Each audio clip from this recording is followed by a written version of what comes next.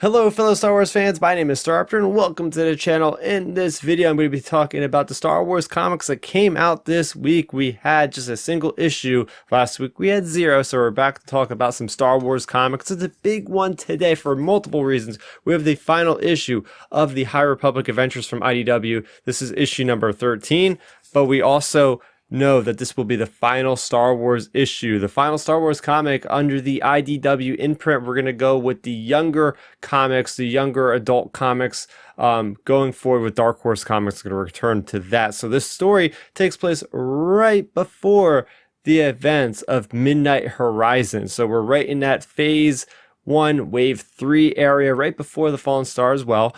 So this is all about the conclusion to the story between Lula and Zeen Morala, these two padawans that have kind of had their stories intertwined and are on these separate but kind of parallel journeys. So they are currently, faring this character, the Nile character of Chris Camerat, who has a lot of history as Zeen Morala from Triment 4. They're bringing him back to Starlight Beacon because he's a big shot when it comes to the Nile and the organization. So we have Zeen Morala. She's trying to use like the Force probe trick that Kylo Ren used on Rey to kind of get information about what the Nile is planning. She finds out that they are actually planning something on Gus Talon, and that is where we get into the young adult novel from Daniel Jose Older. Also wrote this. He wrote that book, which is The Midnight Horizon, which is all about the Corellian stuff. I really like that book. You can see my review for that on the channel right now. But that is kind of like the plot at a glance. But what this story really does and fleshes out is this big decision by Lula Talasola. We start off the High Republic Adventures issue 1. She wants to be the best Jedi Knight ever, and now she has her chance. Buckets of Blood actually, promotes her and asks her the question, do you want to be knighted?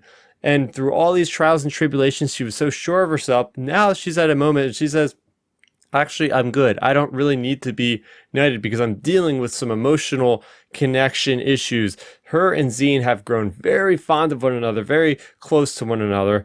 And we have Lula Talasola, who's just so kind of, she's trying to learn how to acceptance works, really. And the same thing with Zeen. She really, they really care about each other, but she knows it's not right, I guess, in her head that Jedi can have relationships. So she actually denies becoming a Jedi at this point. She says she needs more time. Meanwhile, you have Farzala and you have Court, who actually do accept their knighthood and they're knighted, and it's a really cool moment. So we end this issue with this triumphant moment for Light and Life as they're approaching Starlight Beacon, and well, we know what's going to happen with Starlight Beacon, and at this point, probably just a couple hours. So while the story concludes pretty nicely, it does leave a lot of questions to be answered. What's going to be the fate of Lula? What's going to be the fate of Farzala? We know that Court gets off Starlight Beacon thanks to Trail of Shadows, also written by Daniel Jose Older. So there you have it. That was everything that really happens in this final issue of Star Wars The High Republic Adventures.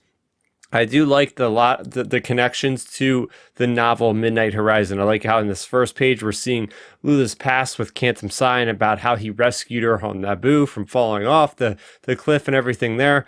So yeah, overall this is a really great story. I really appreciated the High Republic Adventures because yeah, the IDW comics, they're for younger readers for the most part, all ages, right?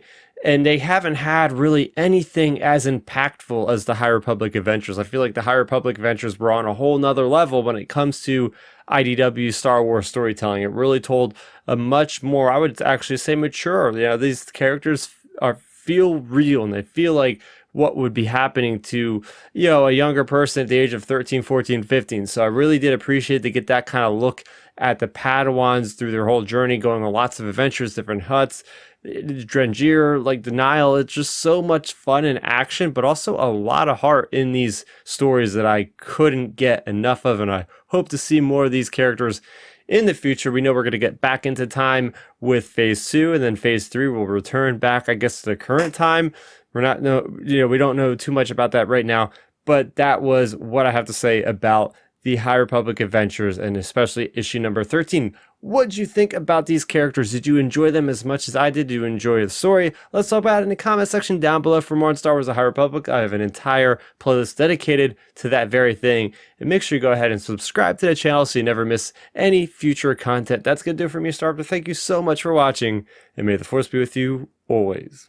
Thanks for checking out the video. Please hit that thumbs up symbol. It helps me know that I'm making content that you guys enjoy. And if you enjoyed this video, I also included 2 videos down below you guys should check out. And please consider subscribing to this channel. It helps support me, and it notifies you guys of when I get new videos up on the channel. You can also contact me on Twitter, Facebook, and Instagram at Starrapter.